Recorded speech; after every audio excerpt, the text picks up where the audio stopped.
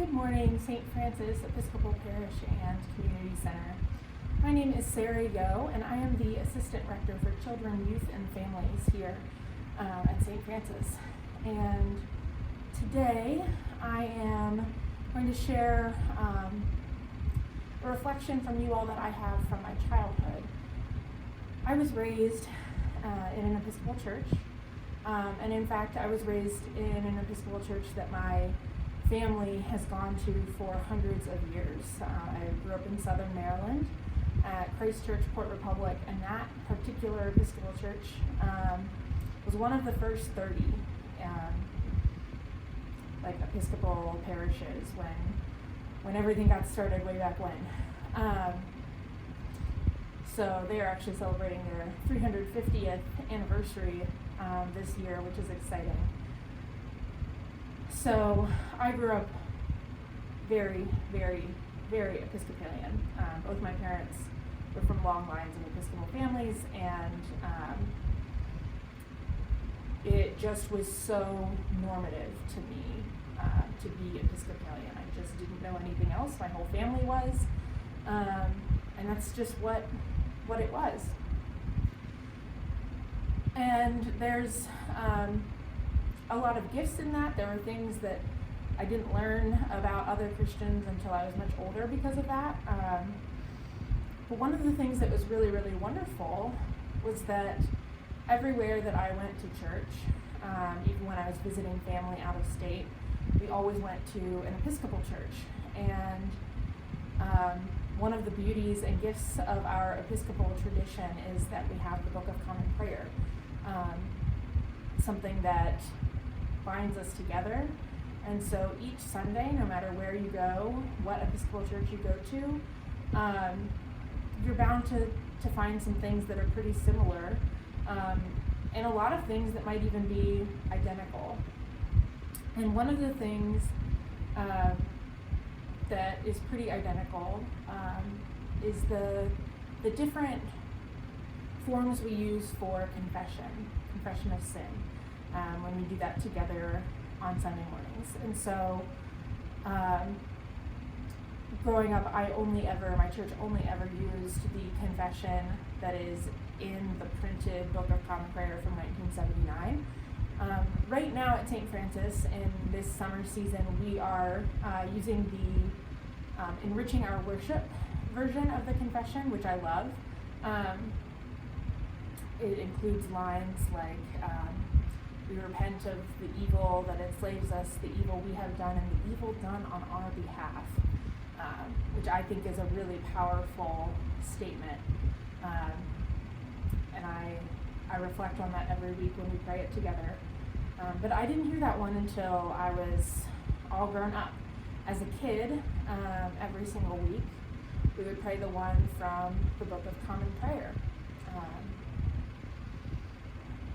And in that one includes the line, "We are truly sorry and we humbly repent."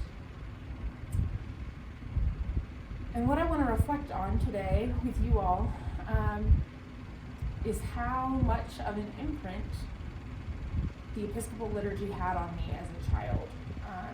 And so, like all children, when I was like 9 or 10, I did something I shouldn't have done. I don't even remember what it was at this point, but certainly it was something I knew I shouldn't have done,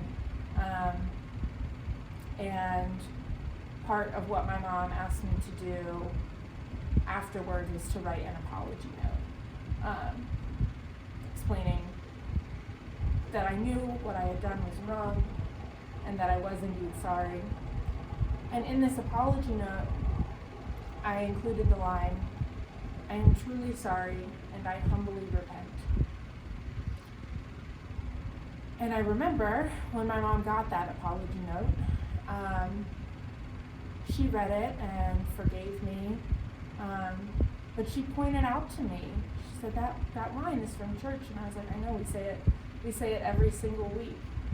And as a kid in church saying it every single week, I was going through my week, like, this is the thing I said to my brother that was mean, this was the thought I had that was unkind, This was the dishes I didn't put away, and it was a mental checklist of me of every wrong I had done. That's not what I'm saying should be done. That was just how small child Sara made sense of this liturgy that was happening, that I was participating in every week. And it had such an impact on me that I quoted our liturgy. I quoted our worship in a personal apology note, and I changed it from "we are truly sorry" to "I am truly sorry." I internalized it. I claimed it as my own. And that, I think, is, for me, just an example of the gift of what we have as a liturgical church that uses routines and pattern and ritual and liturgy. We do the same things over and over, and sometimes that might feel boring. Sometimes it can feel like going through the motions, and it's a real amazing thing, because developmentally children thrive on routine and ritual and repetition. It helps them to have a sense of predictability in a world that is scary and unknown, and that they don't have a lot of control over. And spoiler alert to the kids, adults feel that way too.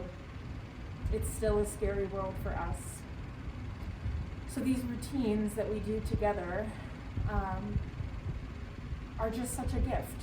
They are always there for us. For me, it's so comforting to know that even when I don't know what words to pray or what to say to God or what to think about all that is happening, we have a liturgy every Sunday that's there for us. Even when I don't know how to show up to church, church knows how to show up for me. God knows how to show up for me.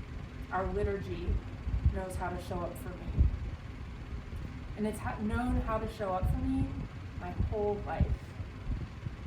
And that is just a comfort that I have now as an adult. And I am so grateful to my parents for giving me that gift, for bringing me to church, and for having this be part of my life, part of my upbringing and just how I made sense of the world. So I think about this a lot. My 9 or 10-year-old self writing in an apology note, "I am truly sorry and I humbly repent," because that was part of something that I said every single week in church, and I carried it with me into the rest of my life.